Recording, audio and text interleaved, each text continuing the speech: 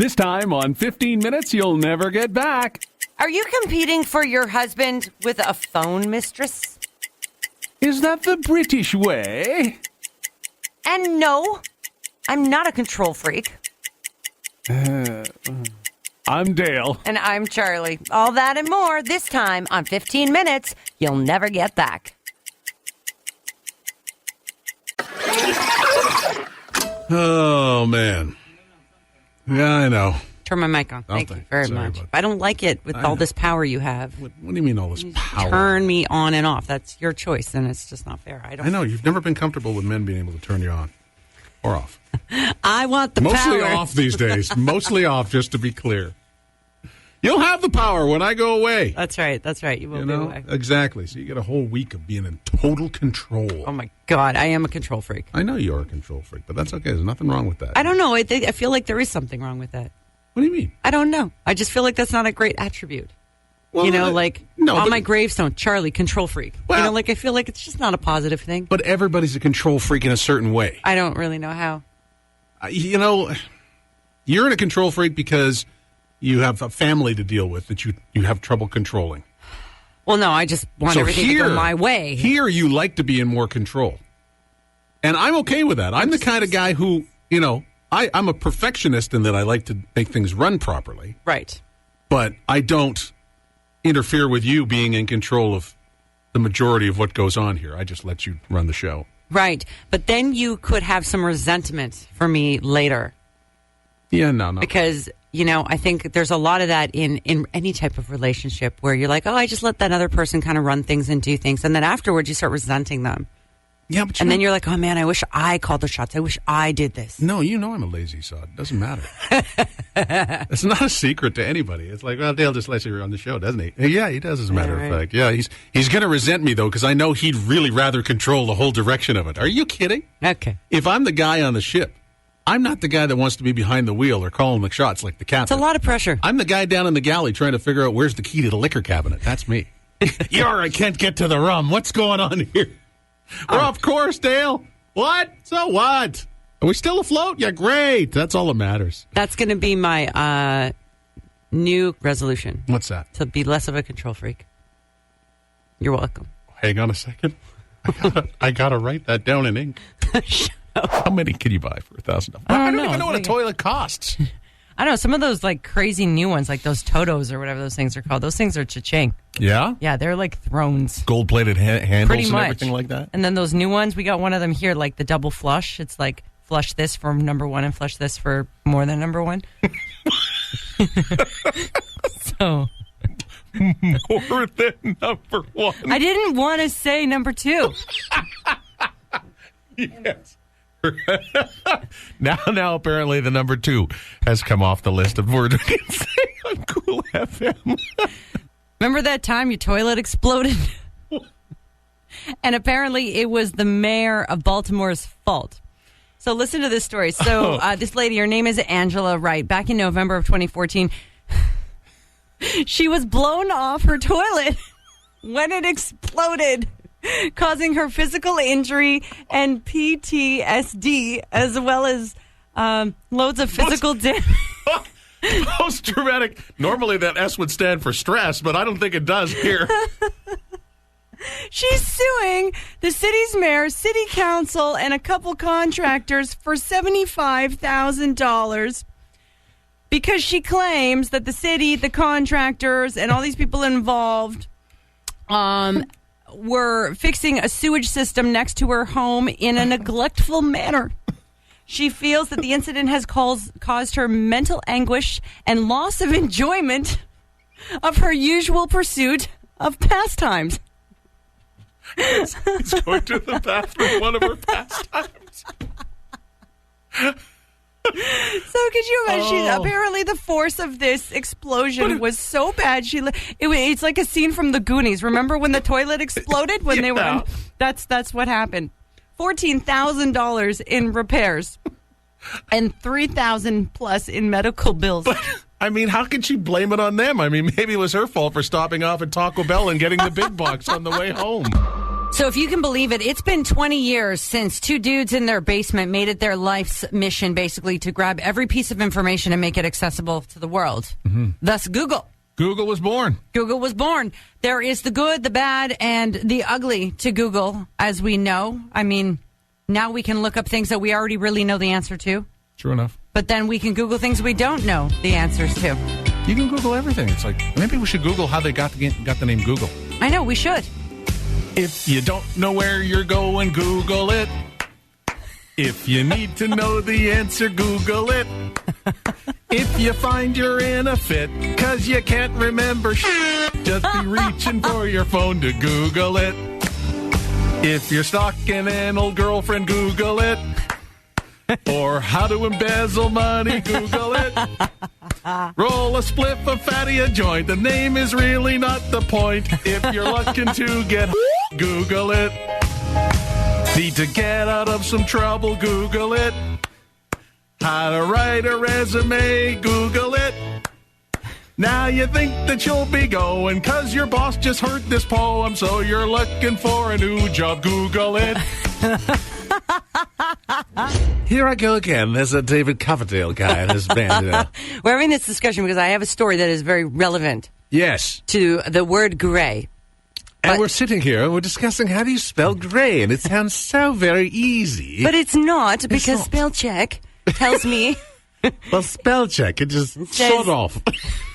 So we're trying to spell this damn word, and I'm putting in Gray, thinking gray.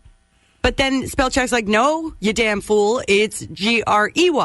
So here it is. Okay. Grey is the British spelling. Oh, I so see. Canadians may use it as well. I get it, because we However- have British ties. However, yes, these days, grey, EY, is considered a variant of grey, AY.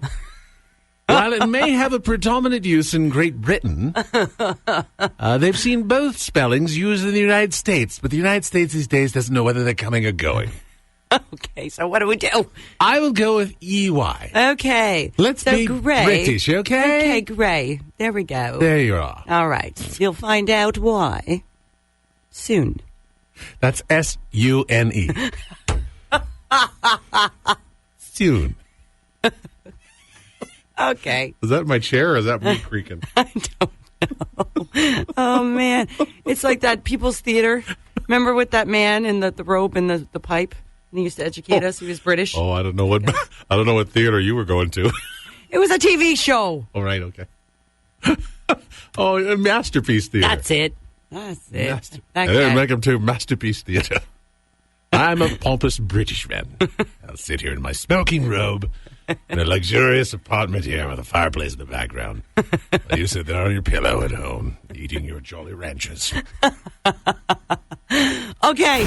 All right. So I've got this. I got this figured out. So you know that I take jabs at my husband and his phone any chance I get, because I literally spend so much time and energy thinking about this phone that he's on, competing with this phone that basically gives him whatever he wants. Uh-oh. So I have determined that my husband has a phone mistress. It started out innocently enough. Hey, babe, the kids are asleep. You wanna go to the bedroom? But then it started to change.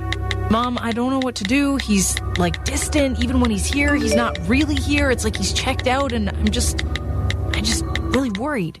Now, he needs it. And there's no turning back. No, it's fine. Go ahead. Take your phone, your new mistress, and have a wonderful life. Phone mistress. Love in the palm of your hand. Only in theaters. You know, they say once you do Italian, that's all they say. I was going to see, where's she going to go with this one? You just want more. Pasta fagioli. And veal parm. Mortadella. So good.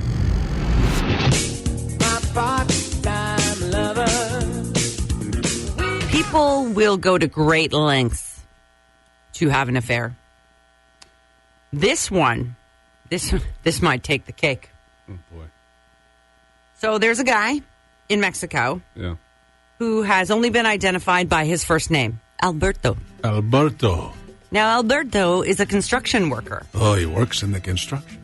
He does. And he's been cheating on his wife with a woman named Pamela. Pamela. Pamela is also married. Oh, no. To a guy named George. Okay? Now that we know the character. We know the characters. Now, to make their affair easier, Alberto, who is a construction worker, he puts his experience to good use. Yeah. He digs an underground tunnel between his house and hers, So they're neighbors. cutting a hole through the floor in which the couch hides it. So Pamela's husband, George, comes home a little early one day and discovers the couch is kind of, off tilt and wonders where is, if you will. where is Pamela? Where is my wife? He finds the hole in the floor. Uh-huh. And George follows the tunnel Right. to Alberto's bedroom, where he finds Pamela, perhaps using Alberto's wrench, if you will. It turns out Alberto and George got in a bit of a fight. That's to be understood. The cops came to separate, and the tunnel was then filled in by George's friend Julio, who owns a concrete company. Could have just called me, man. And it's Dale and Charlie. Me and Smelly Face here. Just stop. I have a ritual in the morning, and when it gets thrown off, it's... How late were you waking up this morning? As opposed to your normal time. How many minutes late would you say? Like a good 25 minutes. I still made it on time. Oh, yeah, I know. I just didn't make it early enough to do all my pre-prep. But it's fine. I got up and realized it was the cold meds, and I didn't have time to wash my face. Uh-huh. So it smells. I feel like it does, because again, when it's like if you ran out and forgot to brush your teeth, right? You're like, nah, gross. It's the same thing. You have this morning ritual, and if you don't do something in the morning that you're used to doing, you feel gross. Smelly face, smelly face. I can just hear that song. I know, right? Anyway, I promise I will wash my face in time for the patio this afternoon. Good.